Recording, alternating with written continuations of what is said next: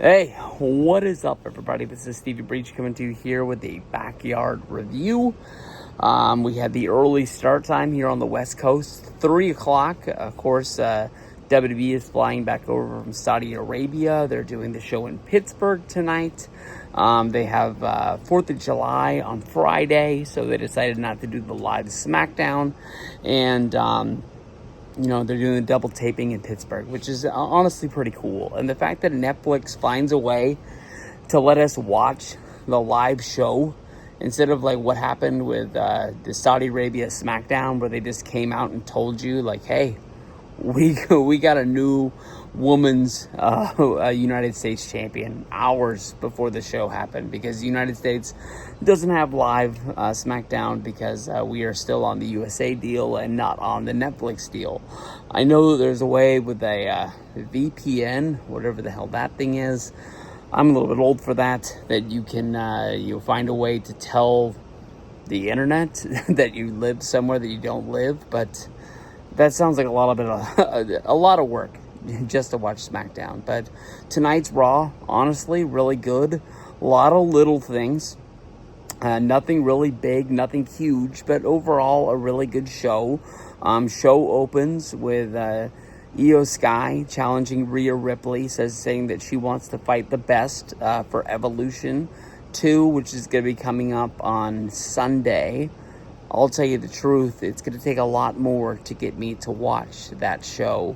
I'm not against women's wrestling. I like women's wrestling when it's a match or maybe 2 matches, but a whole pay-per-view of just being said we're just going to do nothing but women's matches kind of turns me off, the same way as when like TNA used to run, we're going to run all steel cage matches when they would do Lockdown. Or something like that. Like the James Storm versus Robert Roode match, that deserves to be in the cage. A lot of other stuff just didn't deserve to be in there. Just like they were lazy and didn't want to take the cage down once they put it up or something like that. It was a gimmick. Maybe it worked a year or two, but not forever. But that's why they haven't done the Evolution pay-per-view since the last one, whenever the heck that was, with Ronda Rousey and Nikki Bella in the main event. But this was Judgment Day heavy. Judgment Day, they ended up winning the tag belts from the New Day.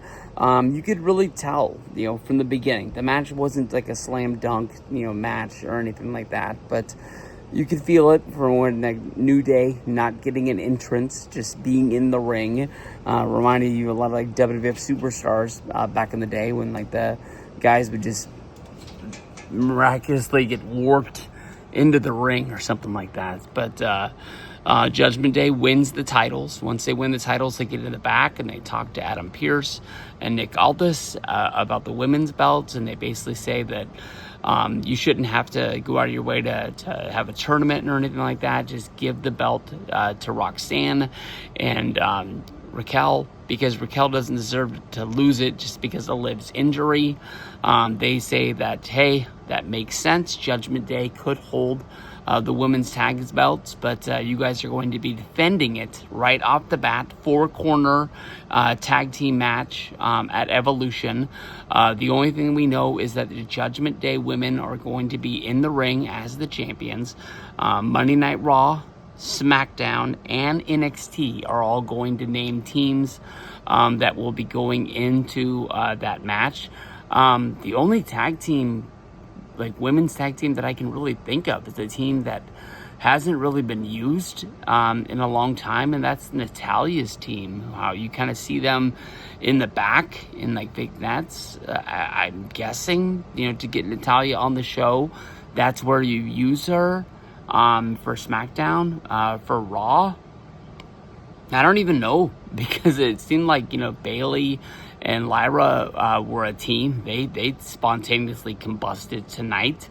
NXT honestly could be anybody in my mind, but getting to the Bayley match, Bayley versus Lyra, they had a match basically just to prove who was the better of them. I don't think it was like a number one contenders match to fight Bayley, but the match ended with both being rolled up, with both of them having their shoulders on the ground and not being able to get them up. So nobody won.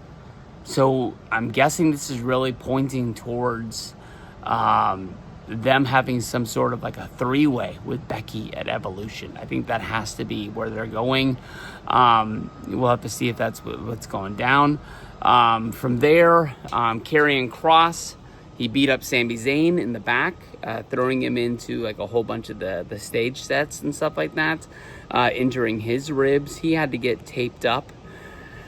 And, he had his main event match, coming up later that night. But probably the best thing of the whole edition of Raw was the fact that we had Gunther come down for his interview, talking about the Goldberg match coming up Saturday night's main event on Saturday, going up against All In. And he was interrupted by Seth Rollins, who came down with his Money in the Bank briefcase. And Rollins actually got in the ring and talked. And I was like, hey, Punk must not be at Raw, or he would have already came down and rearranged Rollins' face. Punk got to, run down there after Rollins basically kind of threatened Gunther, saying he might be coming for his championship. You can't, just like say that like he's only going after Cena.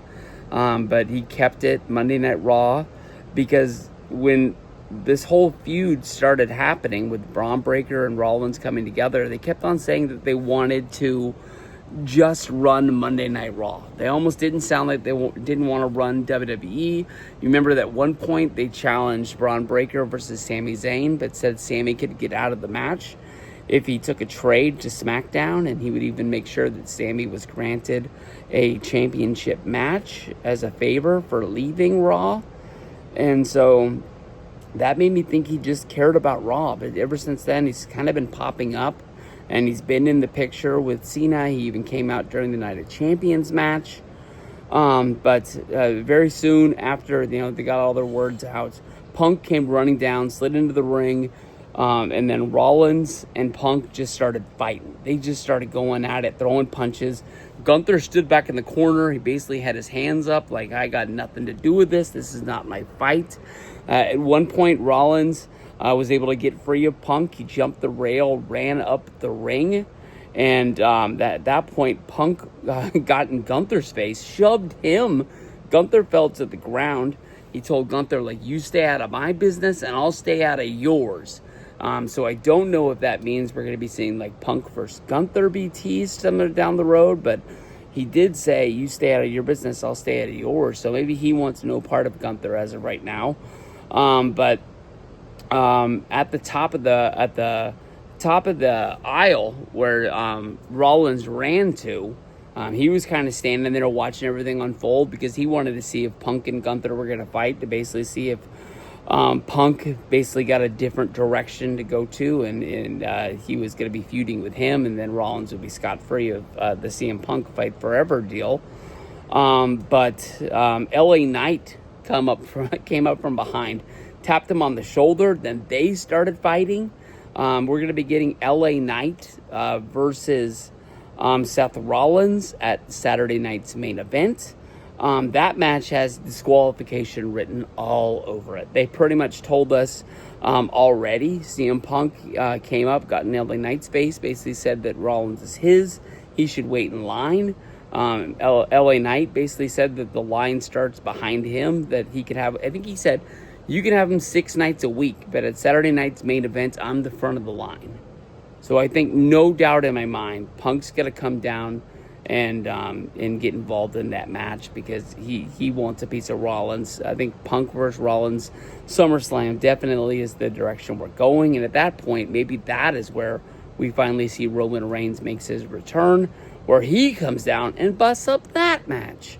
But main event, there was something that was said that I needed to rewind the tapes and basically check it out. But as Braun Breaker was about to make his entrance down to the ring, it almost seemed like Braun Breaker and Paul Heyman had words where Braun was saying he was going to go out there and dominate, I thought he said. And Paul Heyman just basically said it was like the divide and conquer. And then Braun said, like, no, it's our time. We're going out there, we're doing this. And Heyman kind of looked at him like, oh, all right, fuck it. I'm the Hall of Famer. You're the blue chipper. Let's see what happens. And came down there. Good main event. We basically had Bron Breakker and Bronson Reed win the match. Sami Zayn got his spots in, even though he was injured. He was heavily taped up, looking like he was Diamond Dallas Page out there. Big suplex onto Bronson Reed. That's a huge deal. Bronson Reed is a big, big dude. Followed by a huge spear from Bron Breakker. Bron got the pin, 1, 2, 3. At that point, Penta came over. Sami Zayn was, already hurt before the match. He definitely got hurt during it. So he was kind of like tending to him, saying like, hey, this guy needs some help. And they just started pummeling Penta from behind, leaving him laying in the ring. At that point, yeet, yeet, Jey Uso comes running down. He starts battling everybody off. He needs to get reheated back up because we didn't see him at Night of Champions. Who was it during the... it was Solo Sikoa, who made a joke during the post-show when he was on the Night of Champions desk, and he basically was like, why are you yeeting at me? He's not even here. So we'll have to see what's going on. Fun times up ahead. I'm not really sure what my schedule has, but I know that Saturday night's main event is going to be a big one, and we're hoping for that. We got a holiday weekend coming up, so I know there's going to be firework videos. So everybody out there, let's have some fun. Peace out, everybody. See you guys down the road.